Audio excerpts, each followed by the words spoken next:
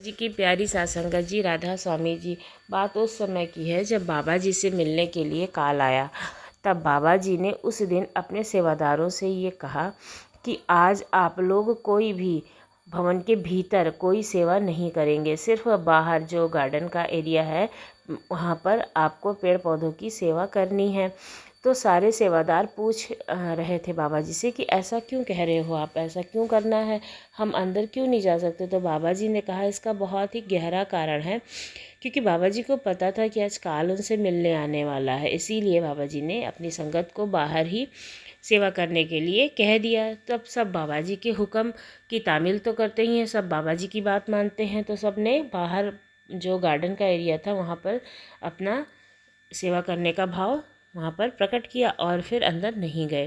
बाबा जी जब अंदर गए तो वहाँ पर काल आया और वो बाबा जी को हाथ जोड़कर प्रणाम करने लगा। बाबा जी ने भी उसे हाथ जोड़ लिया और कहा कि क्या बात है, तुम आज मुझसे मिलने क्यों आए हो। तो काल ने कहा कि बाबा जी, जो तो भजन सिमरन करते हैं और आपका नाम लेते हैं, आपका नामदान ले रखा है, उन्हें आप अपने साथ तो रखते ही हो, और जो लोग भजन सिमरन नहीं करते हैं उन्हें भी आप अपने साथ क्यों रखते हो। उनकी जिम्मेदारी आप मुझे दे दो, मैं अपने साथ उन्हें लेकर जाऊंगा। तो बाबा जी ने कहा कि नहीं, जो भजन सिमरन नहीं करते हैं लेकिन हमारे नाम को ले बैठे हैं, हमारे साथ जुड़ गए हैं, उनको भी मैं ही ले जाऊंगा, उनकी जिम्मेदारी भी मैं तुम्हें नहीं दे सकता हूँ। तो काल ने कहा कि क्यों बाबा जी, आप ऐसा क्यों कर रहे हो। तो बाबा जी ने कहा कि जो भजन सिमरन करते हैं, पूजा पाठ करते हैं, जो ईश्वर में भक्ति रखते हैं, मैं उनको सम्मान पूर्वक पकड़ करके सच्चाखंड ले जाऊंगा, लेकिन जो बच्चे भजन सिमरन नहीं करते हैं उन्हें भी मैं सच्चाखंड ले जाऊंगा। फ़र्क सिर्फ इतना होगा कि उन्हें मैं घसीटता हुआ ले जाऊंगा, लेकिन उनकी जिम्मेदारी भी मैंने ही ले रखी है। साथ संगत जी, बाबा जी के यह वचन उनके आशीष, प्रेम और दया का प्रणाम है। चाहे जीवन भर स्मरण करो या ना करो, बाबा जी के नाम से जुड़ने के बाद जिम्मेदारी वो खुद उठा लेते हैं। यह बात सुनकर काल कहने लगा कि आप कितने महान हो, भजन सिमरन करने वालों की जिम्मेदारी के साथ साथ जो आपका कहना नहीं मानते हैं उनकी भी जिम्मेदारी आप ले लेते हो। बाबा जी कहने लगे, अगर दो बच्चों में से एक बच्चा गलत रास्ते पर निकल जाता है तो क्या माँ बाप उसकी जिम्मेदारी नहीं लेते हैं। तो इसी तरह से हमें अपने दोनों तरह के बच्चों की जिम्मेदारी लेनी ही पड़ेगी। बाबा जी बात को सुनकर काल जी कहने लगे कि आप धन्य हो, वह संगत जिसने आपसे नामदान लिया है। इतना कहकर काल वहाँ से चला गया। साथ संगत जी, देखा आपने, बाबा जी अपने रूह को कितनी फ़िक्र करते हैं, लेकिन हम फिर भी भजन सिमरन नहीं करते हैं। अब यह हमें सोचना है कि आदर सहित बाबा जी का हाथ पकड़कर जाना है या दूसरे तरीके से। मुझे पूरी उम्मीद है हर कोई बाबा जी का हाथ पकड़कर ही जाना चाहेगा, इसलिए हमें बाबा जी का मान रखना चाहिए, भजन सिमरन करना चाहिए, सासंगत करना चाहिए। सासंगत जी, नाम का सिमरन करते समय 3 बातों का ख्याल रखना चाहिए, इसके बचना है। नाम का सिमरन करते समय अपने आप को इन 3 कामों में से बचाना है। परमात्मा के नाम को जपते समय इन 3 कामों को बचाकर रखने से हमारे जीवन में बहुत ही अच्छी घटनाएं घटती हैं। पहली बात यह कि आप जिस बिस्तर पर सोते हो अपनी स्त्री के साथ उस पलंग पर या बेड पर सिमरन नहीं करना चाहिए। जहाँ तक हो सके कभी उस स्थान पर बैठकर नाम का सिमरन नहीं करना चाहिए। उस स्थान को छोड़कर आप कहीं भी अपना आसन लगाकर नाम का सिमरन कर सकते हैं, इसलिए इस बात का विशेष ध्यान रखना है। दूसरी बात यह है कि सतगुरु नाम की जुबान से जपने की कोशिश ना करें। कोई लोग क्या करते हैं कि गुरु नाम को जुबान से जपते रहते हैं और बार बार को जुबान से दोहराते रहते हैं। तो भाई, बार बार जुबान से दोहराने की ज़रूरत नहीं है, क्योंकि यह कोई वर्णात्मक नाम नहीं है। याद रखना कि यह वर्णमेक नाम नहीं है, यह ध्यानात्मक नाम है, जो इसको आत्मा के द्वारा जपा जाना चाहिए, अंततः में हृदय के द्वारा जपा जाना चाहिए। क्योंकि ज़्यादातर लोग यही करते हैं कि नाम को जुबान के द्वारा जपते रहते हैं। तो भाई, इसमें जुबान को हिलाने की आवश्यकता ही नहीं है। फिर चाहे आप बैठकर सिमरन भजन कर रहे हो या फिर चलते फिरते कर रहे हो, फिर अपना काम धंधा करते हुए नाम का स्मरण करते रहो। चाहे आप रेल में सफ़र कर रहे हो, चाहे आप बस में सफ़र कर रहे हो, चाहे आप प्लेन में सफ़र कर रहे हो, नाम का सिमरन भजन कर रहे हो तो कभी भी जुबान नहीं चलानी है। सिर्फ नाम का ही सिमरन करना है, ध्यानात्मक सिमरन करना है। यह अंतर में उतरकर आत्मा के द्वारा जपा जाता है। तीसरी बात यह है कि नाम का स्मरण करते समय एक साथ कई सारी बातें आती हैं, तो आप उनका विचार ना करें। जब हम नाम का सिमरन करते हैं तो हमारे दिमाग में बहुत सारे ख्याल आते रहते हैं, जैसे कि कभी हमारे दिमाग में ख्याल आ गया कि हमारी नौकरी का क्या होगा, कारोबार का क्या होगा, काम धंधा नहीं चल रहा, या महिलाएं हैं तो घर के बच्चों के स्वास्थ्य के, इन सब चीज़ों के बारे में सोचने लगती हैं। तो इन बातों को आप ध्यान में मत लाइए, सिर्फ अपने नाम का सिमरन करते रहिए। दूसरी बात, जुबान के द्वारा नाम का सिमरन करने की ज़रूरत नहीं है, तो आप हमेशा इस बात को ध्यान में रखते रहें। फिर भाई, हम दुखी क्यों होते हैं? हम देखो, जरा सोचो, सतगुरु के नामदान मिल जाने के बाद भी हम दुखी होते हैं, तो क्यों होते हैं? क्योंकि अभी तक यह नाम हमारे अंदर पूरी तरह से रचा बसा नहीं है। अभी तक हमारे इस नाम के साथ पहचान नहीं हुई। अगर एक बार यह नाम हमारे अंदर बस जाता है, हमारी इससे जान पहचान हो जाती है, तो फिर अभी तक तो हम आत्मा संतुष्ट हो गए होते हैं, हमें संतुष्टि मिल जाती है। क्योंकि जब एक बार नाम हमारे अंदर बस जाता है तो फिर हमारे अंदर रूही कमल खिल जाता है। जब अंदर सत्संग का उदय हो जाता है, तब हमारे अंदर सूरज उदय हो जाता है, ज्ञान का प्रकाश फैल जाता है। तो फिर हमारे अंदर कितनी ही संशय क्यों ना हो, वह अपने आप समाप्त हो जाता है। मगर देखो, क्या हमें हमारे अंदर यह द्वेष से ख़त्म होता है? आप अब भी सोच रहे होंगे कि आप इतने समय से नाम स्मरण करते रहते हो, नाम जप करते हो, क्या आप कभी पाप से बच पाए हो? क्या आपके अंदर कोई द्वंद्व नहीं है? भाई, हमेशा ही है, कभी भी हमारे अंदर द्वंद्व ख़त्म नहीं होता है। जैसे कभी परिवार के बारे में, कभी हमारे अपने बारे में, कभी कारोबार के बारे में अनेक चिंताएं हमारे मन में रहती ही हैं। क्योंकि भाई, जब माँ का नाम स्मरण भजन करने लगते हैं तो फिर कहीं जाकर अंततः ज्ञान का दीपक जलता है, ज्ञान का सूर्य उदय होता है। जब सूर्य उदय होता है तब ज्ञान का दीपक जल जाता है। तो फिर हमारे मन के अंदर में गुरु चरण को हम धारण कर लेते हैं और खोजते हैं, वह हमें अंदर ही मिल जाता है, उसका सहारा हमें अंदर ही महसूस होता है। और यह नाम भक्ति का संपूर्ण सहारा है। संपूर्ण सहारा समझने की कोशिश करें, और जब हम नाम का स्मरण करें, भजन बंदगी करें, नाम को जपते हैं, तो अपने अंदर प्रकट होता है, ज्ञान का सूर्य उदय होता है। और फिर जब वह सूर्य उदय हो जाता है तो हमारे अंदर जो सह है वह खत्म हो जाता है। कबीर गुरु भक्ति करतज विषय रज चोर, बार बार नहीं पाई मनुष्य जन्म की मौज। यह जो सोच लेता है, जो कहा गया है, वह आप चोर का मतलब समझते हैं। अंदर जो भाई इस तरह सतगुरु की भक्ति करो कि अंदर अनंत आ जाए, अंदर शांति प्राप्त हो, और जो विषय है उसमें रस हो। यह तो मनुष्य की थोड़े समय है, क्योंकि इस विषयों को, विकारों के रसों से आज तक किसी को तृप्ति नहीं हुई है और ना कभी होगी। और जितना इन सब रस विषयों में लिप्त होते जाओगे, उतना ही आप अपने विषय की तरफ आकर्षित हो जाओगे, हमें मोहित करते रहेंगे और हमारे भ्रम बढ़ते रहेंगे, हमें सतगुरु की भक्ति से, नाम की भक्ति से दूर कर देते हैं। कबीर गुरु की भक्ति कर, ऐसी भक्ति करो कि हमारे अंदर से अंदर आ जाए और सतगुरु का प्रेम पैदा हो जाए। बार बार कभी नहीं पाए मनुष्य जन्म की मौज, तो भाई यह परमात्मा की कृपा है कि उस परमात्मा से हमें मौज दी। मनुष्य जन्म की तो यह मौज हमें, यह नाम हमारे बार बार नहीं मिलने वाला। और यह मनुष्य जन्म हमें 84 लाख योनि के बाद निवृत्ति करने के बाद सतगुरु की कृपा से अनमोल मनुष्य का जन्म हुआ। इसलिए कहते हैं कि सारी ज़िंदगी विषयों में ही पड़े रहेंगे और सारी ज़िंदगी इन आसक्ति में ही उलझे रहेंगे, तो फिर हमें अपने सतगुरु के दर्शन कैसे होंगे? सतगुरु ने कहा है कि सूक्ष्म स्वरूप के जो सतगुरु के दर्शन हैं वह नहीं होंगे और परमात्मा के अंदर कभी भी साक्षात्कार नहीं होगा। क्योंकि अभी तो हमें यह दुनियादारी अच्छी लगती है, या जब हमें इस नाम की शुद्धि हो जाती है तब इसके बारे में हमें पता लग जाता है। जब हमें सूझ भी याद जाती है तो फिर उस समय हमें सतगुरु की वाणी, नाम की भक्ति सबसे प्रिय और हितकारी जान पड़ती है। जब नाम के साथ हमारी आत्मा जुड़ जाती है तो फिर हमें अंदर सतगुरु की शुद्धि हो जाती है, बाहरी तौर पर नहीं, अंदर अंदर सतगुरु के नाम की शुद्धि हो जाती है, समझ हो जाती है। फिर हमें सतगुरु की वाणी सबसे प्रिय और हितकारी लगती है। जब गुरु की सुनी वाणी हो का मनन करते हैं, उसे बार बार दोहराते हैं, रटते हैं, आपने सुने हैं, तब सतगुरु के सत्संग और हम क्या कहते हैं सतगुरु तो सुन लेते हैं, मगर थोड़ी देर के बाद सत्संग भूल जाते हैं। हमें याद नहीं रहता कि उस सत्संग में सतगुरु ने कौन सी वाणी ली थी और उस वाणी का मुख्य उद्देश्य क्या है, वह हमें क्या समझाना चाहते हैं। सतगुरु ने जो प्रेम भरी बोली बोली है वह भी हमारे अंदर सोने लगती है। यह देख लो, चाहे आप चलते हुए गाना सुन लो या फिर उसको बाद में याद रहता है। उस गाने के बोल भी याद रहते हैं और वह गाना कैसे गाया गया था याद रहता है। कई लोग तो यह भी पता होता है कि गाना किसने लिखा और कौन गा रहा है। यह सब याद रहता है क्योंकि वह मन को हर्षित करता है, इसलिए हमें गाना अच्छा लगता है।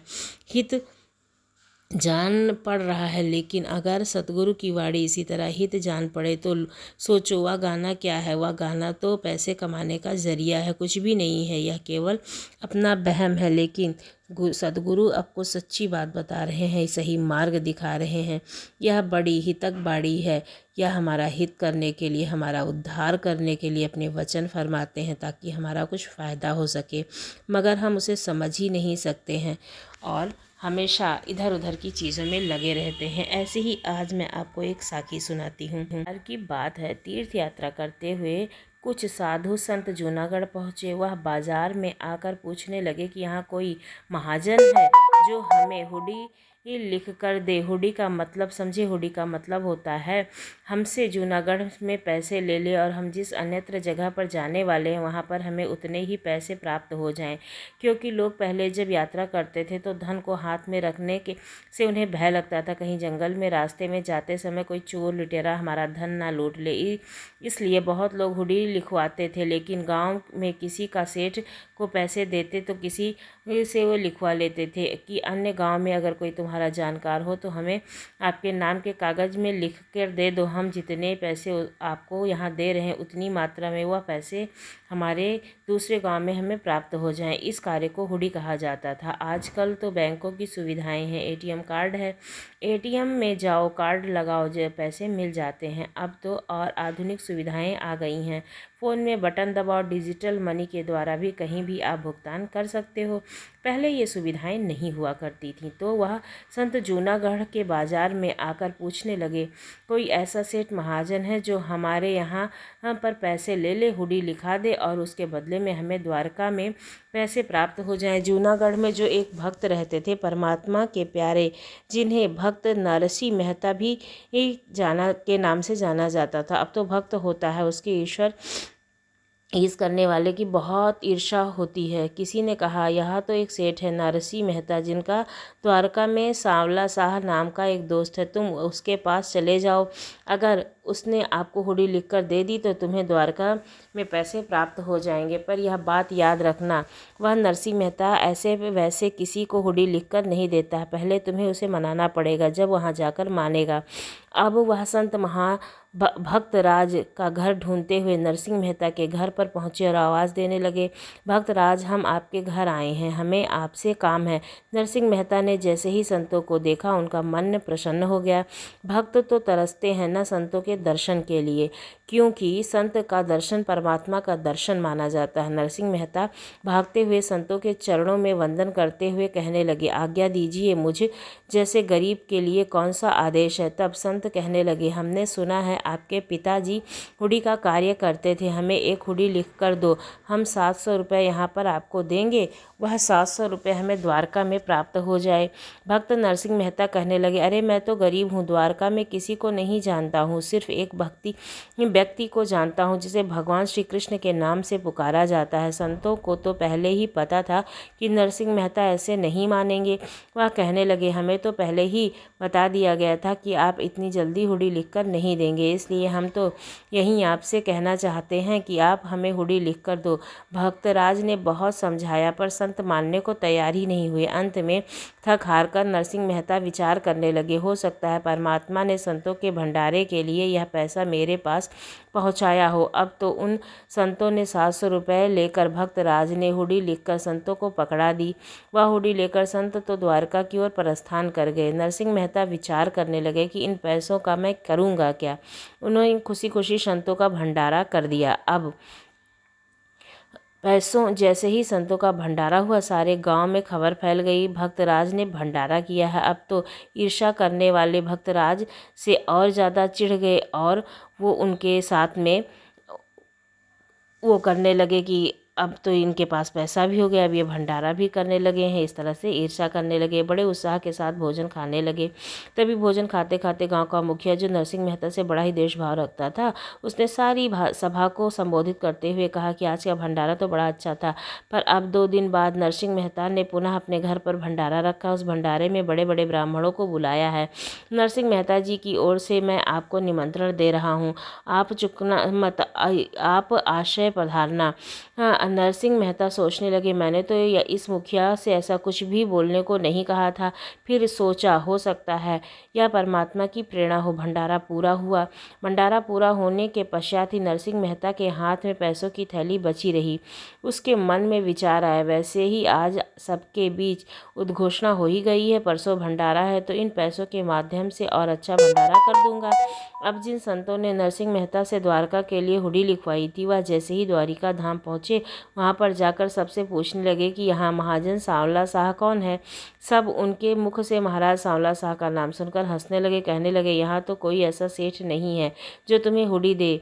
वह संत इधर उधर घूमते रहे पर कभी भी सांवला शाह का पता नहीं लगा पाए। उन्होंने सांवला शाह कोई और नहीं है, वे थे द्वारिकाधीश परमात्मा भगवान श्री कृष्ण, और वह साधारण बुलाने से तो मिलते नहीं हैं। उनके लिए रोना पड़ता है। पुकार सच्ची हो तो तभी परमात्मा प्रकट होते हैं। अब संत इधर से उधर सारी द्वारिका नगरी में सांवला शाह को खोजने लगे, पर कहीं भी पता नहीं चला। अंत में थक हार कर वह एक वृक्ष के नीचे आकर बैठकर प्रभु से कहने लगे, हे प्रभु, हम तो बड़ा धोखा खाकर आए हैं। नरसिंह मेहता ने कहा था, मेरा महाजन सांवला शाह वह बड़ा उदार है, तुम जाओगे तो वो हुडी के पैसे दे देगा, पर यहाँ तो कोई भी नहीं मिल रहा है। हमारे मन में तो एक ही इच्छा थी, हम द्वारका जाकर इन पैसों से संतों का, ब्राह्मणों का, दीन जनों का भंडारा करेंगे, पर पैसे की प्राप्ति तो हुई नहीं। भंडारा किस प्रकार किया जाए, ऐसा सोचकर वह संत आपस में बातें कर रहे थे। तभी एक सेठ ने उपस्थित हुआ। वह संतों को हाथ जोड़कर कहने लगा, मैं महापुरुषों, तो मुझसे क्षमा मांगता हूँ। आप प्रातः मुझे ढूंढ रहे थे, पर मैं किसी के कार्य में व्यस्त था, इसलिए आपसे मिल नहीं पाया। वह संत पूछने लगे, आपका नाम क्या है? वह साहूकार कहने लगे, मेरा नाम सांवला शाह महाजन है, मैं आपकी हुडी के पैसे देना चाहता हूँ। आपको भक्त नरसिंह मेहता ने हुडी लिखकर भेजी है ना, वह मुझे दो, मैं उसके बदले में आपको पैसे दूंगा। सेठ जी को देखकर संत बड़े प्रसन्न हो गए। उन्होंने वह हुडी का कागज निकालकर सांवला शाह को पकड़ा दिया। अब जैसे ही भगवान ने हुडी के कागज को पढ़ा, उस हुडी के पत्र को भगवान ने अपने हृदय से लगा लिया, क्योंकि उस पत्र में लिखा हुआ था, सिद्धि जी परम शोभा धाम, श्री द्वारका निवासी प्रियतम प्राणाधार सेठ जी सांवलिए, वासुदेव जी को जूनागढ़ से लिखी नरसिंह दास की राम राम। आगे निवेदन है कि मैंने इन 4 साधु यात्रियों के नगद 700 रुपये लेकर आपके नाम का हुडी लिख दी है, अतः कृपया हुडी पत्र को देखते हुए पूरे 700 रुपये नगद भुगतान कर देना। आपका नरसिंह। जब भगवान ने उस पत्र को देखा, भगवान प्रसन्न होकर उस संतों से कहने लगे कि मेरी एक बात भक्त नरसिंह मेहता से कहना। वह संत कहने लगे, कहिए कौन सी बात हमें नरसिंह मेहता तक पहुंचानी है। तब भगवान ने एक पत्र लिख कर दिया। उसमें लिखा था, हे नरसिंह मेहता, एक हुडी क्या, ऐसी लाखों हुडियाँ तुम संतों को लिख कर दो, मैं उनके सारे पैसों को चुकाता रहूँगा। भगवान के द्वारा लिखा कागज़ लेकर संत वापस जूनागढ़ आए। जूनागढ़ में नरसिंह मेहता जी के घर आकर कहने लगे, नरसिंह मेहता, तुम्हारी पहचान बहुत बड़ी है। पहले तो हम द्वारका में सांवला शाह को ढूंढ रहे थे, पर कोई नहीं मिल रहा था, पर हम एकांत में जाकर रोने लगे तो परमात्मा हमारे साथ धोखा हुआ है। तभी वह सेठ आया और हमारे हुडी के पैसे हमें देकर गया। उसके साथ तुम्हारे लिए एक कागज़ भी देकर गया है, इसे तुम पढ़ लो। नरसिंह मेहता जी ने जैसे ही वह कागज़ खोला, कागज़ को देखकर नरसिंह मेहता की आंखों में पानी आने लगा। संत लोग कहने लगे, क्या लिखा है? नरसिंह मेहता उस कागज़ को पढ़कर बताते हैं लगे, सांवला शाह ने लिखा है कि मेरे भक्त, तुम जितना मुझसे प्रेम करते हो, मैं भी उतना ही प्रेम तुमसे करता हूँ। एक हुडी क्या, ऐसी ही लाखों हुडियाँ तुम संतों को लिख कर दिया करो, मैं सारे पैसे चुका दूंगा। मैं तुम्हारे प्रेम का कर्जदार हूँ और उस प्रेम प्रेम का ऋण मैं चुका नहीं सकता हूँ, तुम्हारा सांवला सा।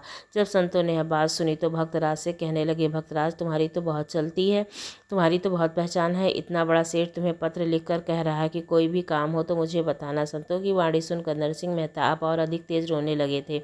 संतों ने कहा, क्या हुआ नरसिंह मेहता, क्यों इतना तेज रो रहे हो? नरसिंह मेहता कहने लगे, वह कोई साधारण सेठ नहीं हुआ, मेरे द्वारिकाधीश भगवान श्री कृष्ण हैं, जो मेरा मान रखने के लिए तुम्हें हुडी के पैसे दे गए, पर तुम उन्हें पहचान न सके। वह चारों संत कहने लगे, क्या वह कोई साधारण सेठ नहीं था, वह परमात्मा थे। नरसिंह मेहता कहने लगे, मैं तो द्वारिकाधीश के किसी भी व्यक्ति को नहीं जानता, मैं तो एक ही व्यक्ति को जानता हूँ, वह भगवान श्री कृष्ण हैं। वही सांवला शाह के रूप में तुम्हारे पैसे देकर गए हैं, उन्होंने ही प्रेमवश मुझे यह पत्र लिखकर भेजा है। नरसिंह मेहता, एक क्या लाखों हुडियाँ लिख कर भेजो तो मैं पैसे दे दूंगा, उसने अधिक दयालु और कौन हो सकता है। भक्तराज की बात को सुन करके अब तो संतों की आंखों में पानी आ गया था। नरसिंह मेहता कहने लगे, आप सब क्यों रोते हैं? वह कहने लगे, हम तो धन के वश परमात्मा को ढूंढ रहे थे, वह परमात्मा हमारे नज़दीक आया, तब भी हम उसे पहचान न सके, यह हमारे जीवन का कितना दुर्भाग्य है। नरसिंह मेहता उन संतों को रोते देख कहने लगे, तुम मन में पश्चाताप ना करो, वह परमात्मा बड़ा ही दयालु है। जब भी तुम उन्हें सच्चे हृदय से पुकारोगे तब वो तुम्हारे समक्ष प्रस्तुत हो जाएगा। भक्तराज की बात को सुनकर चारों संत कहने लगे, आज तो हमें भगवान के दर्शन से भी अधिक फल मिला है, हम पुनः आपके दर्शन कर सके, हमें तो इससे भी अधिक खुशी की बात और क्या हो सकती है। आज सामने ऐसे भक्त के दर्शन किए हैं जिनकी आज्ञा से चलने के लिए परमात्मा भी स्वयं तत्पर हैं। मित्रों, श्रद्धा अगर सच्ची हो तो भगवान आपके भक्तों के कार्य को करने के लिए स्वयं उपस्थित हो जाते हैं। जिस प्रकार नरसिंह भक्त की हुडी को भरने के लिए सांवला सा सेठ बनकर आ गए, कबीरदास जी का यज्ञ करने के लिए भगवान स्वयं कबीर बनकर आ गए, तुलसीदास जी की प्रार्थना को स्वीकार कर स्वयं ही राम भगवान चित्रकूट के घाट पर उनसे तिलक कराने के लिए आ गए, तो ऐसे ही है प्रभु और ऐसे ही है सच्ची पुकार। अगर आप सच्चे मन से उन्हें पुकारते हो, सच्चे मन से नाम लेते हो, भजन सिमरन करते हो, तो परमात्मा अवश्य ही तत्पर होंगे आपके लिए, आपके हर काम के लिए। बोलो राधा स्वामी की। आपको ये साखी कैसी लगी ज़रूर बताइएगा। अगर अच्छी लगी हो तो हमारे चैनल को सब्सक्राइब करना ना भूलिएगा। आपका बहुत बहुत धन्यवाद।